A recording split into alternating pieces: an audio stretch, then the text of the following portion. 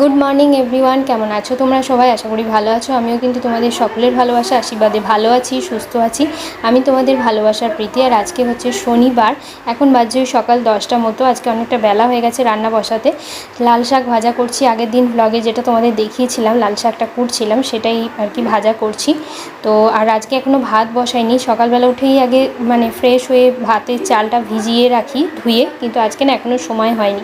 তো যাই হোক, পরে দেখি ভাতটা বসিয়ে দেবো। আর রান্নাঘরে এত গরম, এই গরমের মধ্যে রান্না করতে সত্যি ভীষণ কষ্ট হয়।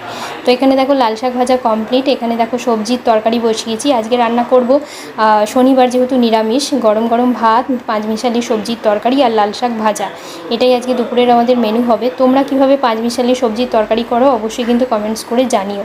তো চলো রান্নাবান্না কমপ্লিট করি। আর ওদিকে তোমাদের দাদার একটু কাস্টমার এসছে, সেটাই তোমাদের সঙ্গে এক ঝলক শেয়ার করলাম।